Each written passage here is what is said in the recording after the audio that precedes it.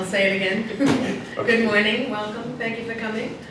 Mark asked me to introduce Dr. Greg Placencia, who's a colleague of mine, where we've recently begun conducting some research together, and it's been a very interesting and I think very productive collaboration. I have not worked with human factors engineers before, and it's been interesting to think about what they might be able to tell us and help us with related to health.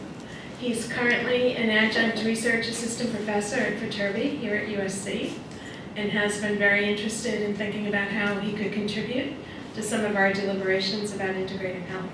So please join me in welcoming Dr. Greg Placencia.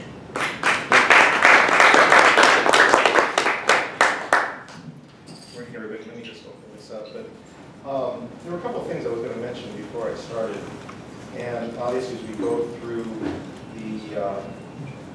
the talk, I'm very open to questions. I'm very open. You also notice.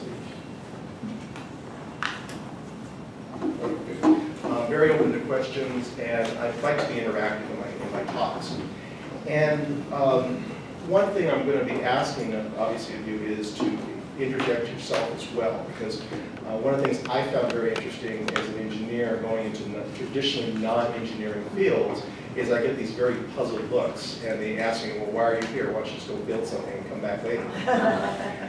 And I always laugh at that very simply because as I've gone through engineering, because originally I was computer science, and I did a master's in computational linguistics. I was going through it, and I kept thinking about myself, what really is engineering? And I've come to more and more realization about engineering and what it really is. And in fact, one of the questions I was going to ask you is, what do you think engineering is? So anybody want to offer what you guys think engineering is? I'll do my best here. I'm married to one. That's what I was going to say. You have a little. And being a total layperson and not much of a mathematical genius, meeting somebody who writes a paper that's all numbers and equations and things, it took me by surprise trying to figure out what he was doing. But the exciting thing that I learned from watching him do fluid transport, where I understood enough that when fluid flows through a pipe, it goes faster down the middle and slower on the sides because of drag. That's like the one vision I, as an artist and literature major, could understand. But then I watched him, because of economics, which is another interface, he began to move out of engineering into bioengineering, and that's when he started moving into epithelial blood gas transport. And he was the first MD to have computer skills. He used to work in rooms where the whole room was filled by a computer back in the old days, and he kept bringing the engineering concepts and did some of the first papers in engineering of the human body, looking at the body as a engineering project, and how the systemic behavior and interdependence of the organs work with each other, doing cellular exchange.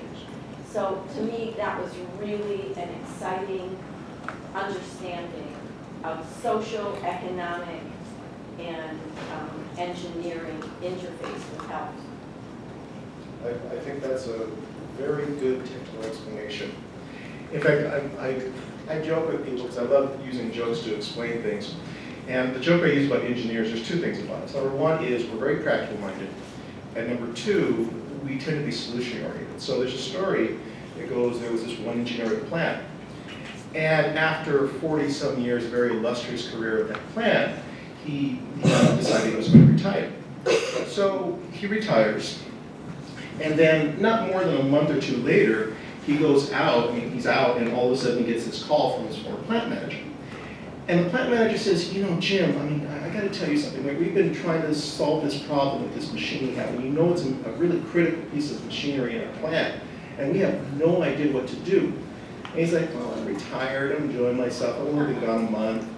And he's like, but Jim, you gotta come, please come in. So after 20 minutes of trying to cajole him to get there. Says, okay, fine, I'll get there. But, so they buy him a ticket to go to the plant. So he goes there, says, okay, show me what's going on. So they go to this piece of machinery, and I'm sorry, I'm going to move over here in case of this. I'll move this over here.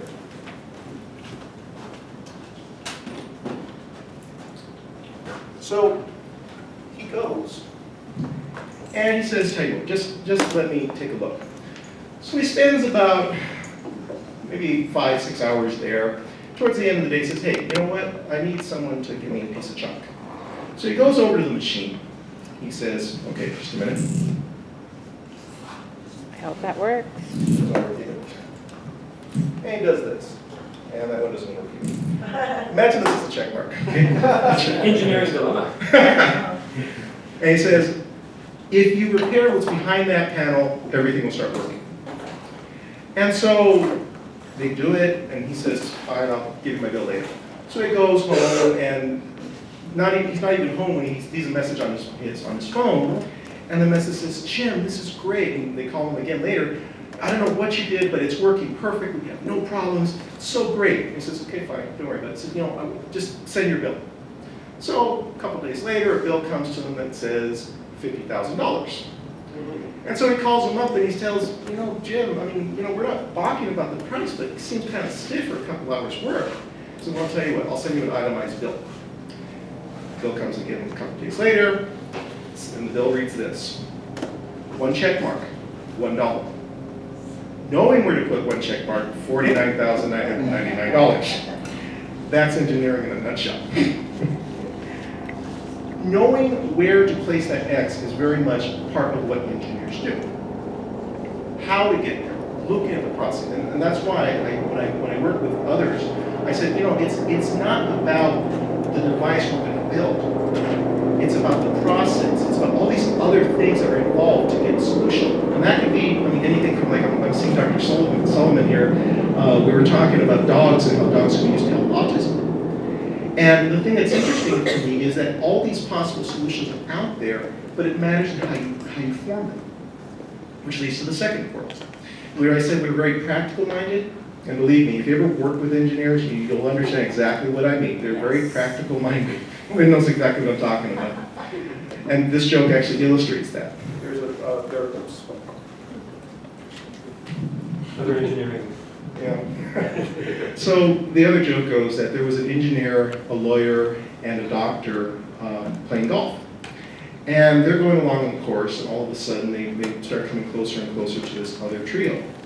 And they're kind of wondering, because the trio is kind of moving kind of slow, and they're kind of competing in progress for doing more, or playing their rounds of golf.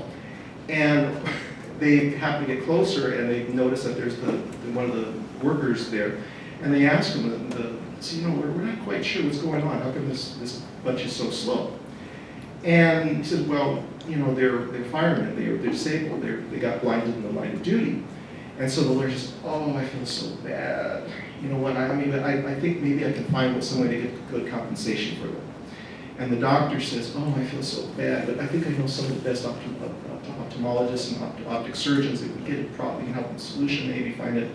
And the engineer just looks and says, why can't they just play at night? That's practical minded. But anyway, going on, so we have the engineering. But systems engineering is about looking at systems, processes, how things are done. If you're in an institution, believe me, systems engineering is there even if you don't realize it. Systems engineers often work at processing plants, we work at different areas, but I've had students work on projects in systems engineering at Disney. Not just looking at Disneyland Park, but actually at how Disney did their work in making commercials. So that was very much a systems process issue. And so that's what systems engineers do. And I think that's why I'm so excited, because whenever I hear about problems, like I'm working with the LA City Attorney on a project trying to see if we can help kids that are hurt by trauma, because that's actually one of the biggest things that prevents them from getting out of school, graduating out of school, and even why a lot of them end up in jail, because they're traumatized very early in life. And so I see the systems aspect of it, and I'm trying to work with LA City and LAUSD in trying to find processes and helping to fix these processes in order to enable these kids to get graduated and the like. So that's why it's interesting. And in fact, I want to show a really short video that really shows what engineering processes are like. And in fact, unfortunately, because we don't have an HDMI cable here, I'm going to have to put the microphone really close. But this is an example of engineering. I should come up right now.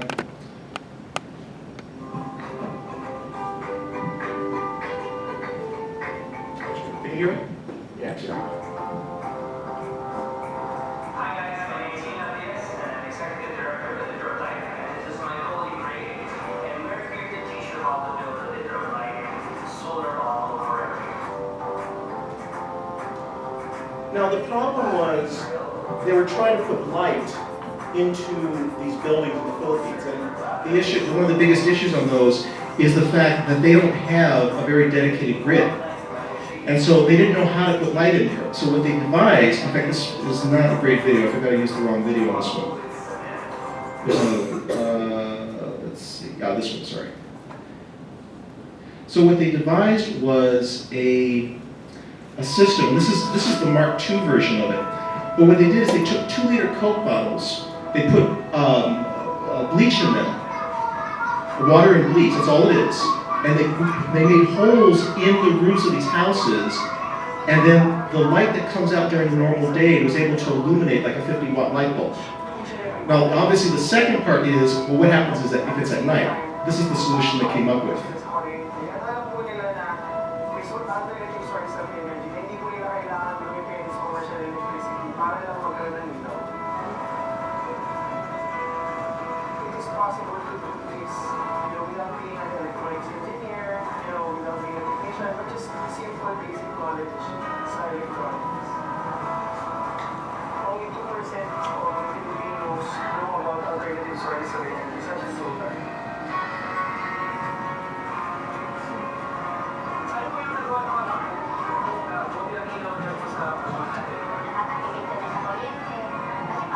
And what I really like about solutions like this is they do several things. Number one, they solve a problem. Number two, they eliminate another problem, because what they did is they had to worry about the 2-liter bottles clouding out the ecology. So they're able to use those. Number three, it's simple. Just water and bleach basically, and now you see they have like electronics components, but it's not really hard. Basically you can buy those components in a kit and just put them in together.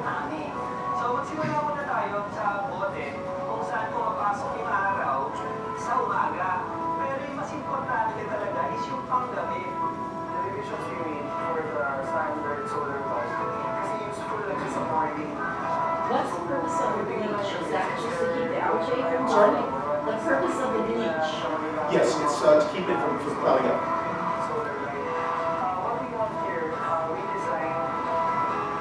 And it's very simple. I mean, that's not drawing a lot of power.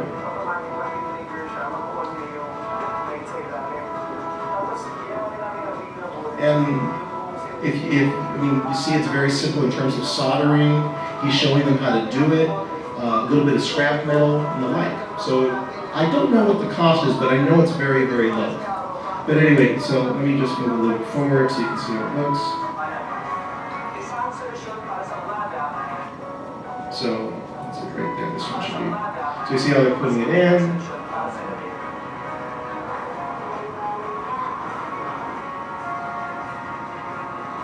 So very elegant solution, I think, to a basic problem. Yes, sir.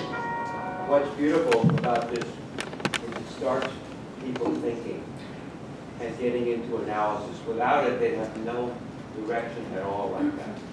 Exactly. It opens up their horizon, and just people, I worked with a lot of people in India, and they come up with concepts and ideas which is even beyond you, from their own instinct, which I think is wonderful. Exactly, and in fact, Mary was talking about a project that we were working on together, and that's something actually we're noticing with people in the field. I mean, simple parents have issues and fixing these problems, and it's amazing the ingenuity they have. just by watching other professionals and the ideas they get. So but to get to the point further about engineering and how it works together with others, is that I work, again, like I said, as a systems, but I also work in system safety. And the idea of system safety is basically how do you get an outcome that's desirable while avoiding other things. And a big example for us is airplanes. Obviously, you do not want an airplane crashing. So what we do is figure out what are the potential ways of an airplane crashing. So it could be engine fire, it could be a pilot error, it could be any number of things. But the idea of our tools is ordering how things should be done, how finding other issues. In fact, what I love about it, and a person that I talk about all the time in my classes, is Dr. Richard Feynman. And for those of you that don't know Dr. Feynman, he's a very brilliant physicist. He won the Nobel Prize for Physics for his work. But he was incredible at doing many things, including giving solutions to people.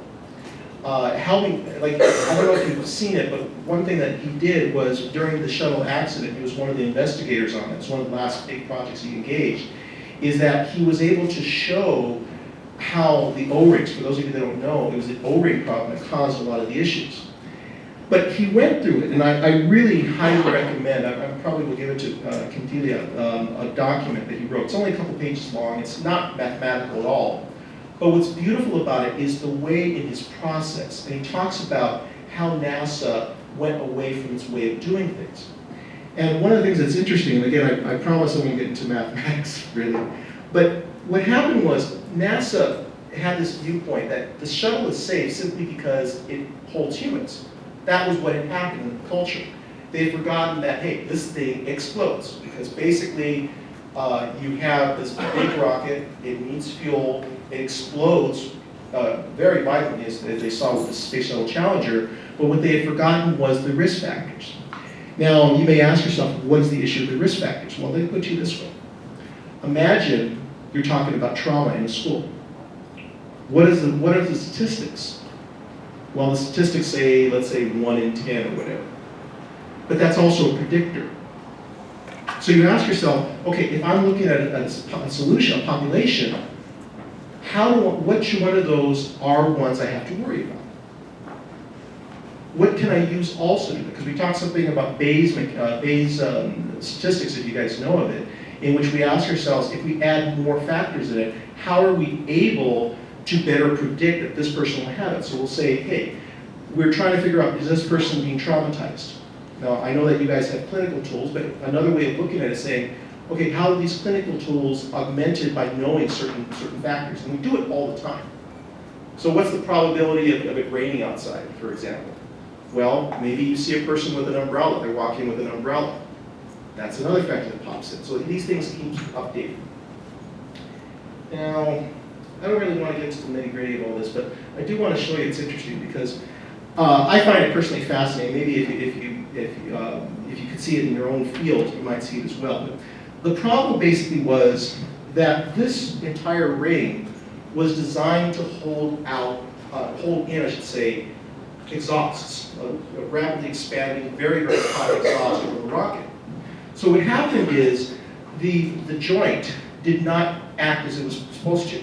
They had used these in many, many earlier examples. And what happened was the rocket fuel would come out through there and escape out this way. Now again, they had used this in other examples. And the way I relate it to other people is saying, look, if you have success in another project, and you say, well, all I do is just translate this project to this new domain and it should work. That is completely analogous to this, because they had been using, I'll go back a little bit, they had been using one joint, or one O-ring in rockets that were used in the military. So they said, hey, if we put 2 O-rings, it'd be twice as efficient, twice as safe, everything will be fine. This was a completely different type of design though. So it failed when they went outside the parameters of what it was designed to do, because they had never done it in cold weather. So what I'm saying is, like an example of this is when you guys, I mean, the analogy for many fields that I've been through is that you say, like I said, there's a project, it succeeds, we'll translate it. In fact, I'm dealing with a project that happened in Massachusetts. There was a project in which they were working with trauma in schools. It looks like it's really great. but we're finding as we're trying to translate it, there's a lot more devil in the details that need to really be worked out. So the project may not work as they showed it should predict it. You may need some other elements or may need to be boiled down more. And so for other fields, the idea is always being careful about earlier projects because they may not actually be the solution for you. Examples, I love to talk about cell phones all the time, another little device by engineers. But how many problems has this thing caused? Anybody think of some problems that these things cause? Car accidents. Car accidents? And I love the fact you mentioned that one for one real interesting reason. Law enforcement, believe me, I respect them and honor them, but I always had a problem when I heard about that. Like, you guys heard about that CHP officer that hit that bicyclist? Okay. I always am very puzzled by why they think physics suddenly gets dissolved because the law says it is.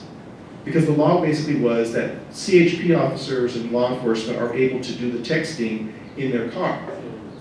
And I'm thinking, wait a minute, physics is physics. It's not going to suddenly change because you say, oh, the law says you can do it. That's what I'm talking about.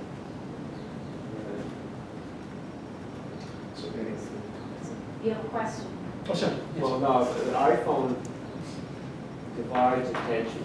Whatever you're doing, use the iPhone to split your attention between the iPhone and something external, which also means there's 50% chance that whatever you're doing outside will succeed because the iPhone will completely split, take that amount of attention away from whatever you're doing.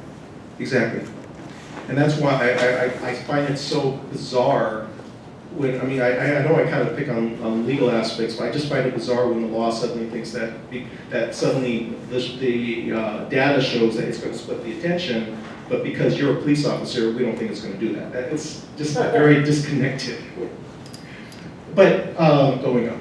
So anyway, as I was saying, I do a lot in system safety. The problem is often I think people forget to include redundancy in systems. And this slide actually talks about redundancy because we have two types of basic systems. The first is a series system, which is non-redundant, and the next is a parallel system.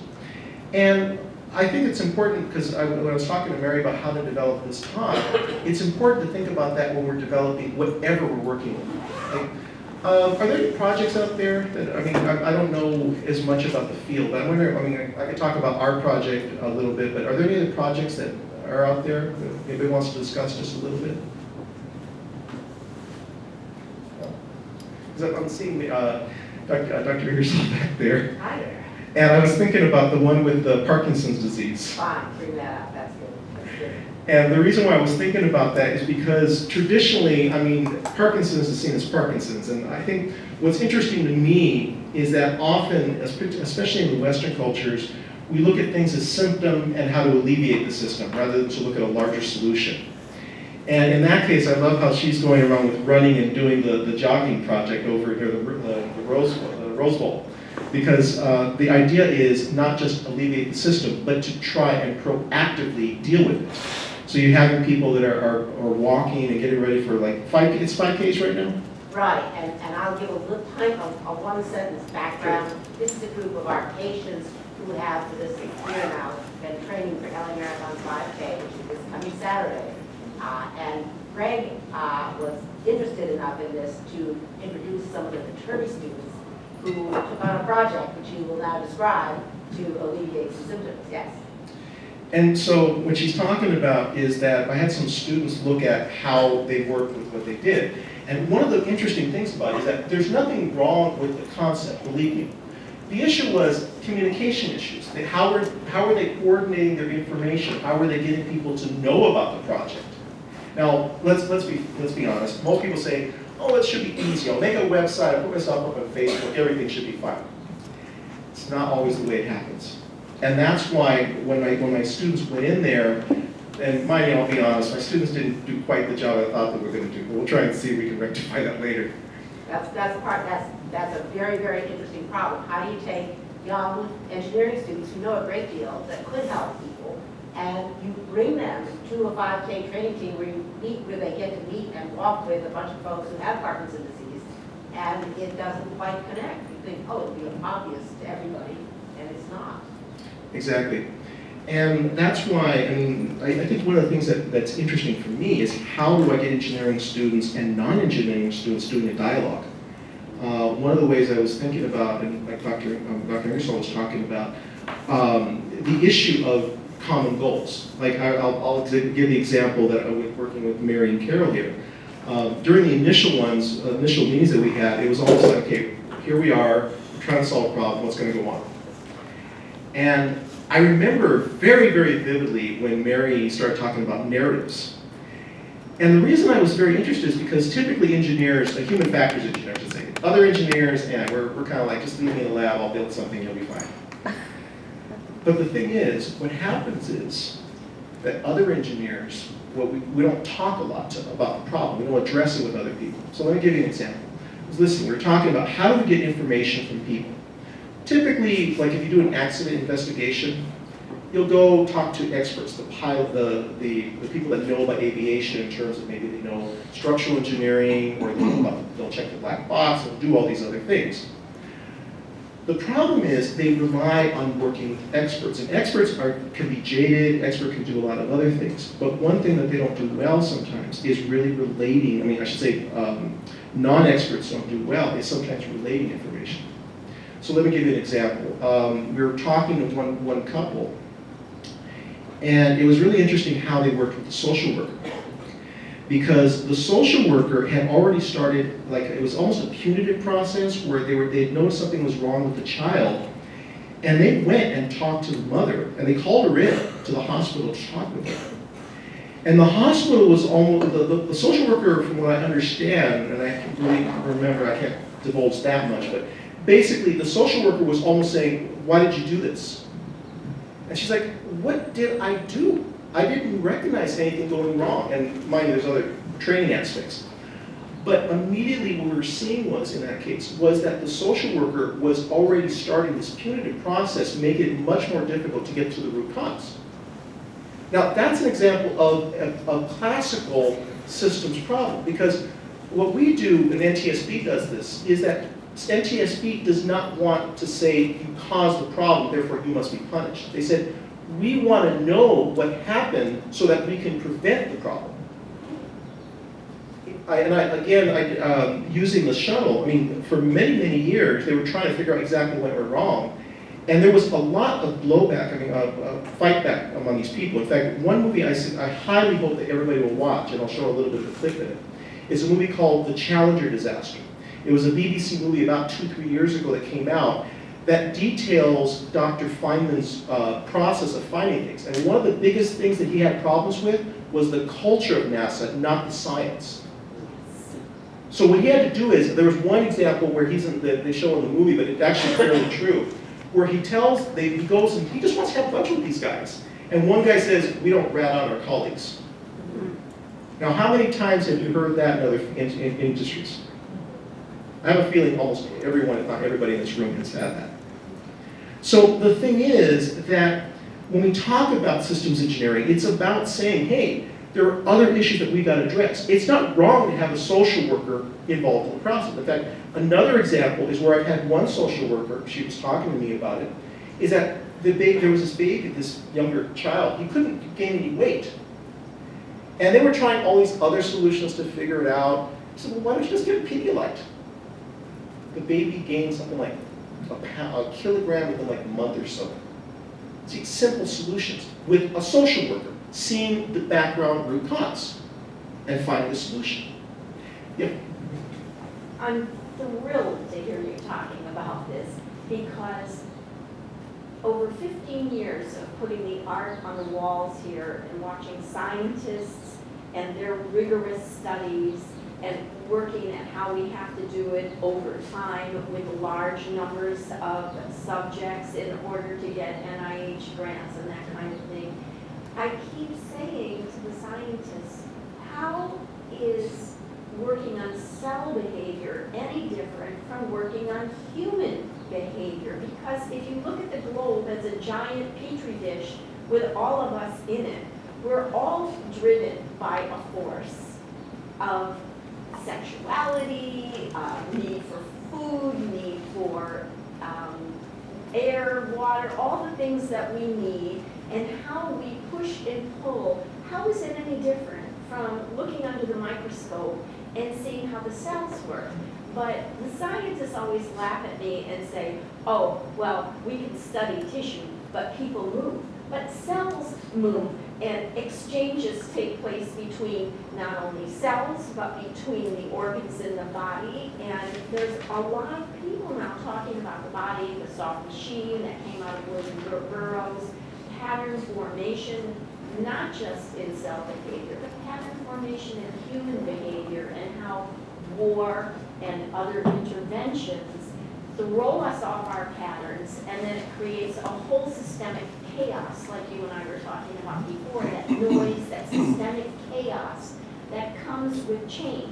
And what you're saying about not being afraid to fail, because scientists don't get their hypotheses to come out the way they plan all the time, and they celebrate that because then they come out with an outcome and they say, you don't have to waste your time going there doing this because it doesn't work.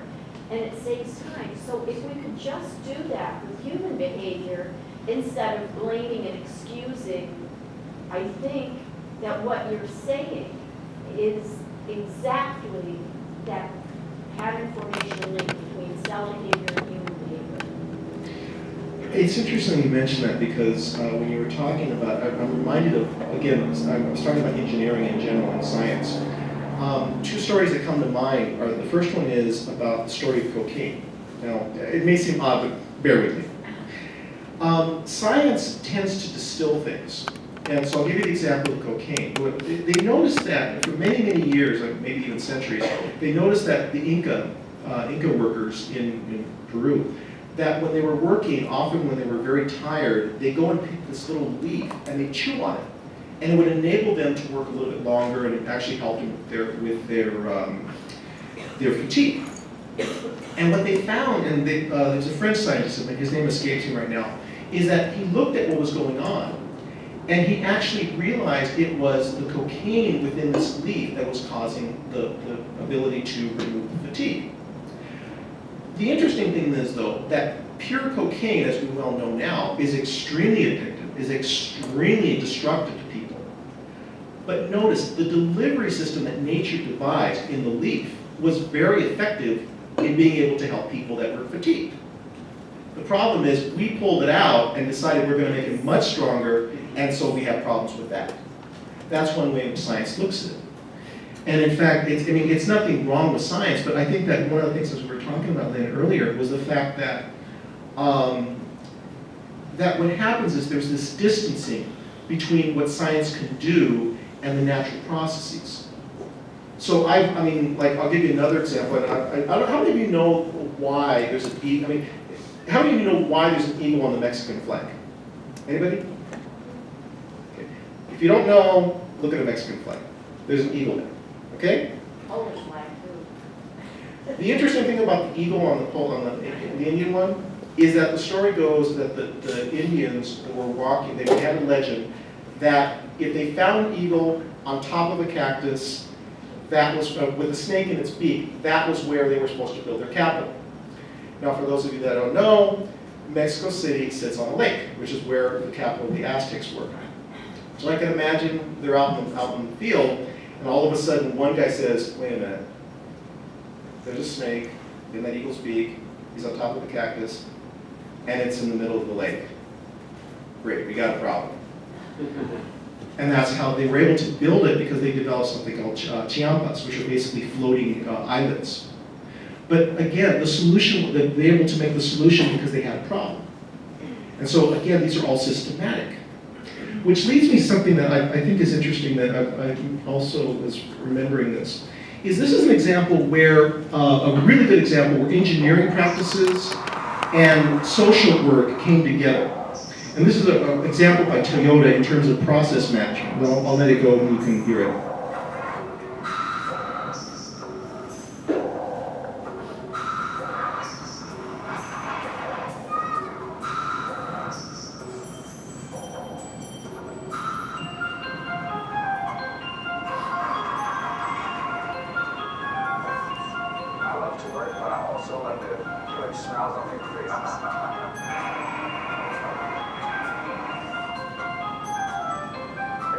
child out there that's in need, I need to help this person out.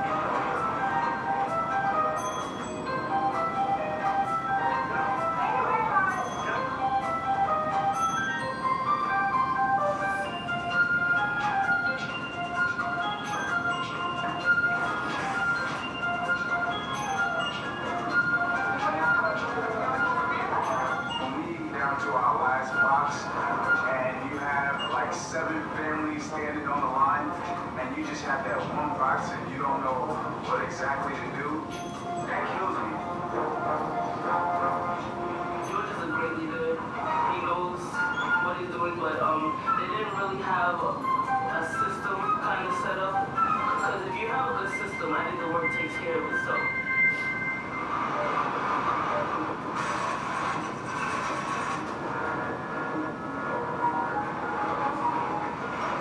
TPS, the Toyota Production System. The summation of many, many small, simple, cheap improvements can have a very big impact. People are starting to understand that these basic principles of the Toyota Production System apply to any kind of process. It doesn't have to be a manufacturing process. 8 weeks. Problem is, I can't feed everybody I need to feed who wants to feed. Faster than I'm all for it. I'm all for it. What about a different box size? So that we're not shipping so much air. If you go to a smaller box, we would have the benefit of being able to put more meals on the truck to serve more people. The side benefit being it's not so difficult to handle.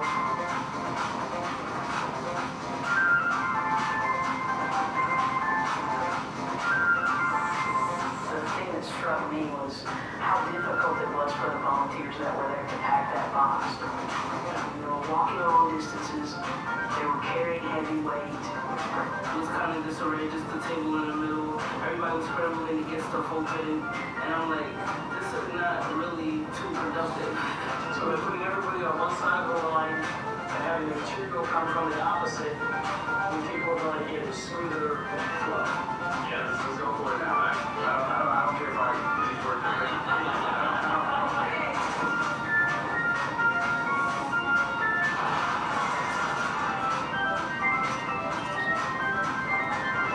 don't want you to have to walk 15 feet to go get those 2 cans of corn. I want those cans of corn to be readily available to you in the right quantity, at the right place, at the right time, so that you can pack it in a box.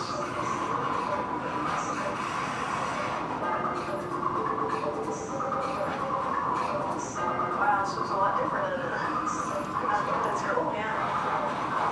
Does anybody remember how long it was taking us to pack one box when we first started?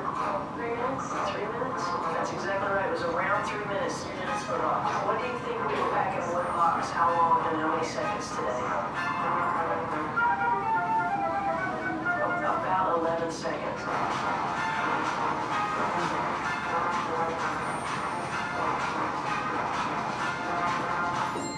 Kaizen is a Japanese word for continuous improvement. What this philosophy means is we always want to strive step by step to make a process better. Outside Toyota, the problem can sometimes have a negative connotation with a bad thing. I find that in many cases it's better to say we have something that we can improve from.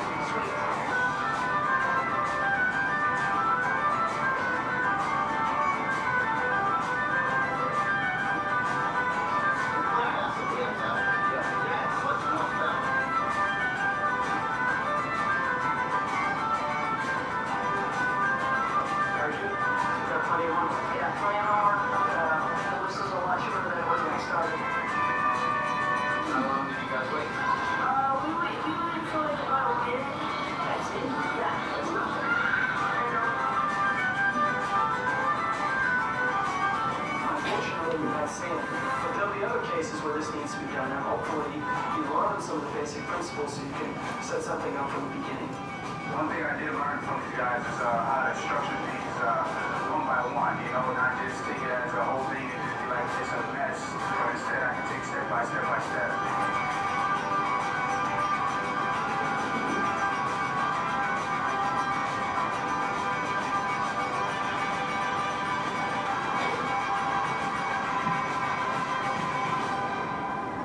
Okay, actually, I'll show this a little quick.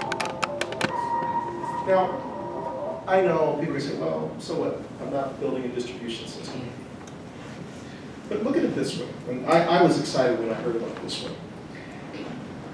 3 hours, 3 minutes, 800 something families. If you know that it fits together very beautifully. The first thing is, I don't have enough to feed them. Remember how you kept saying, I have like, when you see 3 or 4 families, I only have 1 box, what am I going to do?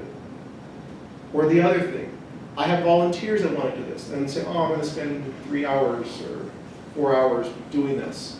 It's going to take this time to build this box. Imagine that you say, hey, can you spend an hour with me? Just making boxes, putting boxes together for me. It only takes about, that takes half a minute per box. Or hey, can you spend about an hour and a half with me distributing boxes out to people who need these care packages? Do you think it's what do you think is easier? Telling a volunteer, I need you for 3 hours on a Saturday afternoon to distribute boxes, or telling, I need you for about an hour and a half to distribute boxes? Which one do you think will get more volunteers? Saturday afternoon. Yeah. 1 hour, 1 or 2 hours, right? Or if they can't do that distribution, say, hey, can you help me pack the boxes at least? If you can give me an hour's time, you're going to finish most of those boxes in that hour with less time. That's what I see here, and I hope you guys see that in this could be. I'm going to give you another example. This is something that's personally very important to me. Prison overpopulation. What is the number one thing people would say if you have an overpopulated prison system? What you should do? Build more prisons. Build more prisons. Am I in agreement? Is that what most people would say? In this country. In this country, yes. Build more prisons. It's expensive to build a prison.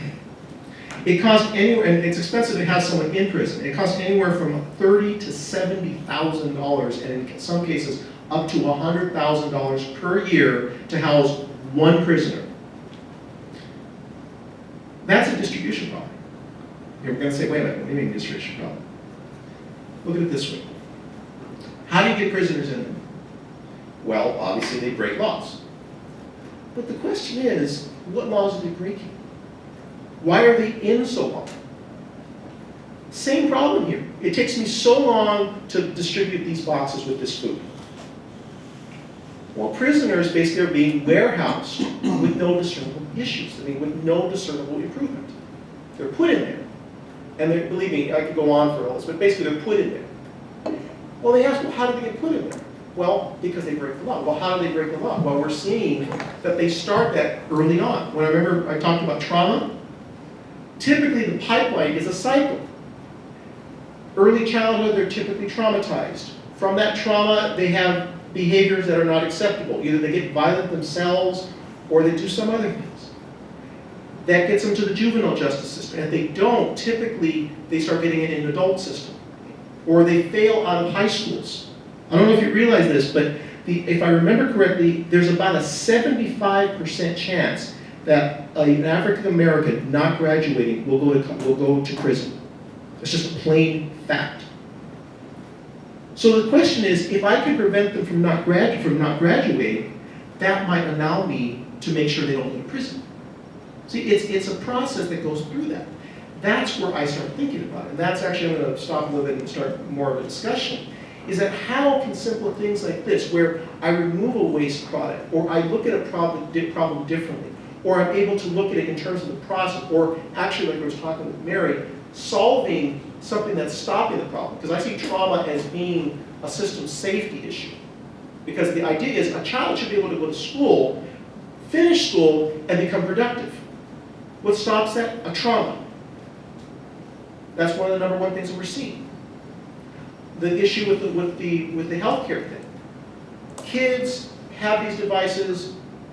What's stopping them from keeping well? What's helping them? What's making them become sick?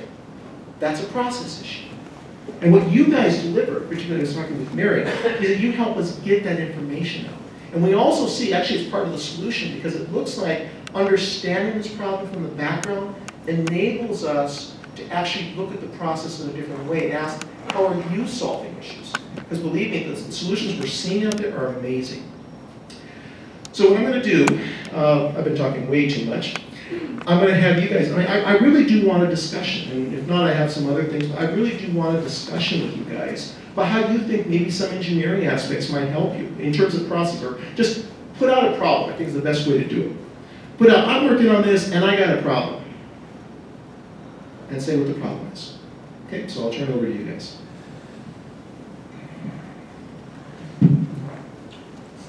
So what's going through my head is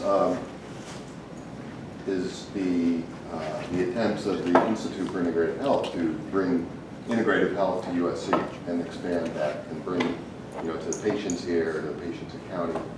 And we've been in existence for now a little under 3 years. And it seems we're at a crossroads and ready to expand, but I feel like that guy with, one box and too many families to feed. And so I'm wondering what could be, what an engineering approach might be that could be applied to our system to get to the next step. Right. I'm going to give you one tool right now. Hope if nothing else, if you're bored right now or you have whatever food you do, I do want you to take away a couple tools. One tool we do is 5 whys. And basically what it means is we ask ourselves at least 5 levels of why for a given problem. So I'll give you an example. I was late to school today. Well, why were you late? Well, car ran out of gas. Why did it run out of gas? Well, I didn't put in gas. Well, why didn't you put in the gas? Well, I got home late yesterday. Why did you get home late? It just keeps going on, and maybe it might be, well, actually, I didn't put in gas this morning because I woke up late because I partied a little bit too much. See, that's where 5 whys come in. In asking your particular problem, that's a good question because we over with HSIC, Health Systems Improvement Collaborative, we're asking ourselves the same problem. We've been around about 2 years working with issues of how to have multidisciplinary healthcare issues to fix them and finding problems and doing it with them. I think what happens is, and this is from observation, is one of the root causes is because people in this society particularly don't appreciate larger solutions and understanding it's not just about this is a symptom, take a pill and you'll be fine. That is what we're dealing with. Now, if we can figure out exactly so people can understand why integrative health is much more of a solution, because let's face it, I mean, like they talk about heart attacks being one of the #1 problems in this country. It's probably often induced because of stress. It's been shown a lot of those things. Well, trying to deal with people understanding this whole thing may take a little bit more work. That's a difficult problem. I'd be more than happy to work longer, but I know it's a very, very difficult problem to look at. But I think one thing we can do is ask ourselves like 5 whys. And then also, in fact, I think 2 things actually might help. I'll pass these along. But we talked about tools for trying to develop solutions, and one is called Six Sigma. It's used a lot by Toyota, and you know what I'm talking about. These are basic tools that are used, they're mathematical tools, but they're also diagram tools that enable us to look for solutions. And so I think that maybe we might have if you'd like, sir, we can have a discussion about it, and I mean, maybe find solutions to this, because I know we're having issues as well. But I think, again, the root cause from what I've seen is that whole issue about people don't understand that we're very systematic people in this country, at least. It's like in other countries, it's all more of a holistic view. And I think because of that Westernish type of view of it's about the symptom rather than about the background environment that causes a lot of faults and being very blinded. Yeah, and we're not unique in that. I mean, most integrative centers, across the country have had to work this out. And part of it is the culture of the institution, the nature of what we're trying to bring, as you're discussing. The whole frame of mind and the whole, insurance system, basically the whole Western mind that breaks it down versus a holistic into a more, right. And I think articulated piece. what happens is, because I know I'm working with another professor over working on what's called Metro Health Station, is that the only way you really get people to sit up and recognize this thing is through some type of improvement that comes out. So less people being sick or saving money or something like that. In fact, that's one of the things I was going to mention about this video, is it saved money.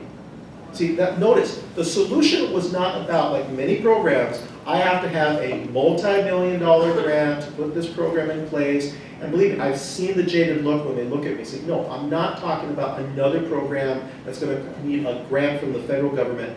If I can save money, that's just as effective as getting more money. And so one thing I wanted to mention, this is something that's coming to fore, is there's a policymaker by the name of Haskins, he's out of Washington, and there's a more movement towards evidence-based practices. This is actually where I think engineering comes in very well, because we're very much about using metrics to show that things improve, and I'll pass this around. But one thing I want to mention, and maybe this might help with it, and might help you guys as well, is that Toyota did a very interesting thing about understanding how price and cost and everything affects people doing things. And the reason Toyota, I think, did so well in price wars is very simple. They got everybody together in their company.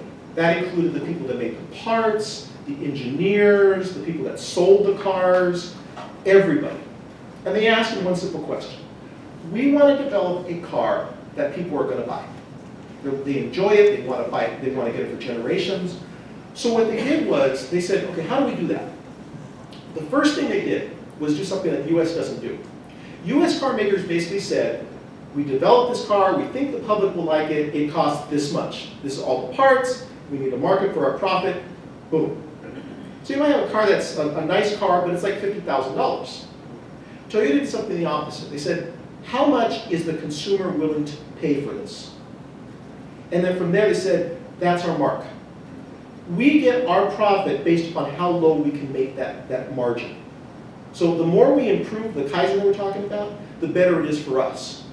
And that's exactly what I hope you bring from this, is that if you're trying to get something going that you're passionate about in terms of your field, ask yourself, how am I going to reduce the cost to get the money? Because remember, one funny thing I've learned about government grants is that if you don't spend the money, they basically take it away from you later. So why not figure out what to use with that excess to get something done? So reducing costs, and I'm hoping you think about this, reducing costs can help with that. And I think that's what might happen. If people realize, and maybe might be some, like, again, I'm working with a professor over at what's called Metro Health Station, is that she's trying to show that her model for healthcare reduces the cost. And so by doing that, insurers will want to be with her more because they realize, hey, we pay her less so that we can focus on other people that need more, which are more problems with chronic illnesses that are around still. So, yeah. So. I want to say one other word about your students, and that ties to Mark's issue of how can we be more engaged. You have terrific students. I would say that, among other things, one of the problems was they didn't have enough time. So, and they're not always easy places for them to connect. So something that's not sponsored by anybody, that has no IRB approval, allowed us to invite your students to come meet some patients, some actual patients. This Institute for Integrative Health is also somewhat unconstrained. I hope I'm not speaking out of turn. And so if there's a way to connect some of those students so that they have a better, longer term or more, a broader overview of things going on in healthcare, I think that would help them make contributions. Right, because it was interesting when you mentioned about how the system works, because we talk about work, technology, and organization as the main elements in any type of system. Workers being the people that do things, technology being the artifacts by which they do it, and the organization being kind of the rules of the game. These all have tight constraints, and typically the organization which caused the most problems, especially when they're very entrenched. So that's another thing we have to work at. And sir, sir? Do you have a question? Sorry. Yeah. 80% of sickness, illness, disease is caused by lifestyle and diet. In turn, lack of what happens when people are sick and ill, and it spreads through society, the efficiency and the productivity is quite handicapped. So the root is sickness, is disease, is diet and lifestyle. So that's well, I've already seen solutions, but that's the predicament that society needs to, they don't really need to understand, but that's what's happening.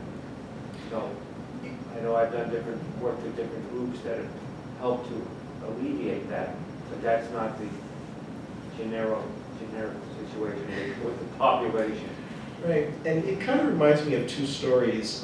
One about the formation of the modern computer system, and also about the iPod.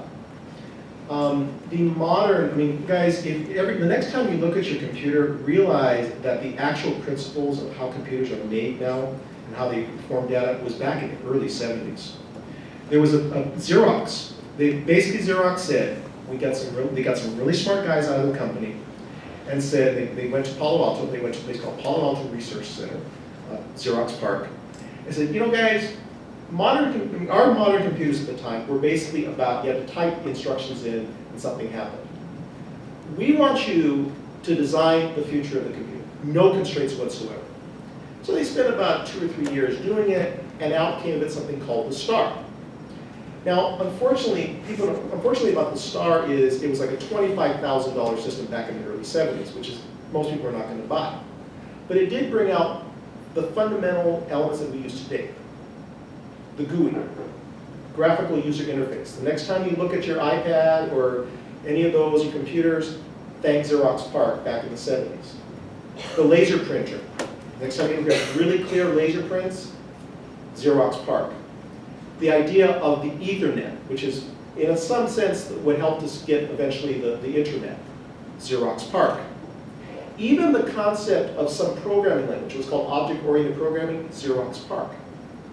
Now, you now know a lot of this stuff as Macintosh, because Macintosh, basically, Steve Jobs, good or bad, Steve Jobs went in, saw it, he realized that was the future of computing. 1984 comes around, first Macintosh computer pops up. And we've been using that model ever since. Which leads to the second part, which is the iPod, sorry. I talk about the iPod a lot with my students because iPod did something not just about the device, but about the distribution. Because they realize, and this is something I hope you guys realize as well, is that the system of delivery is just as important as the element you're trying to put out. So what iPod did is, if they didn't have iTunes, iPod, I think, would have failed miserably. A great example possibly of that is the Zoom. Anybody heard of the Zoom? Yes. Okay. Anybody, you want to describe what the Zoom is?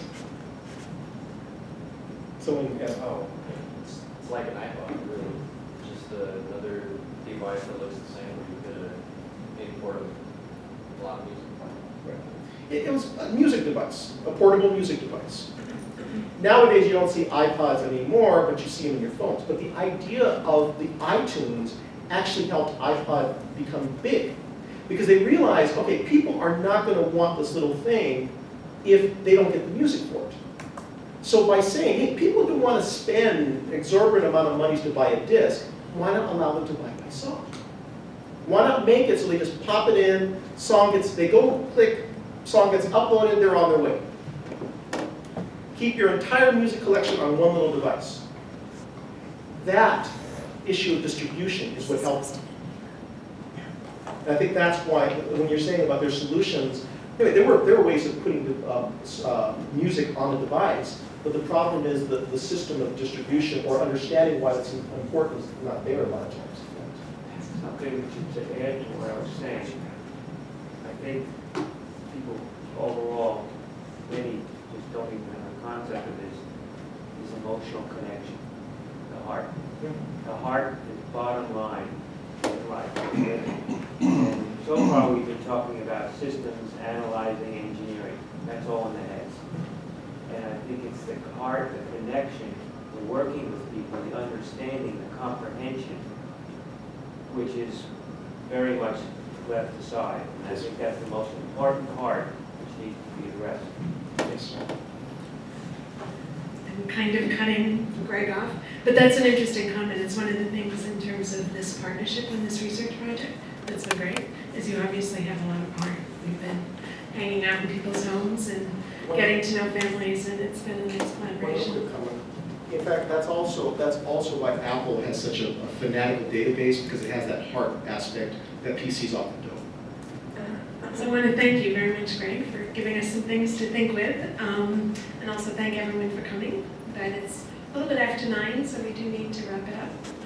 You may be able to take a few questions personally afterwards, or not. Yeah, I mean, I'm going to be around for a little bit if you'd like to talk directly. I'm interested in always getting collaborators because I think that, like Mary can tell you, learning how to talk each other's language is a difficult skill. But I think that once we do, it's amazing what goes on. Because we were talking about our recent work. I mean, we've just gotten a couple interviews, but we're like, wow, we're going to take a long time to analyze this data. And that's why, I mean, I know I'm an odd fish. I'm an odd duck here. Because most engineers would not talk it this way.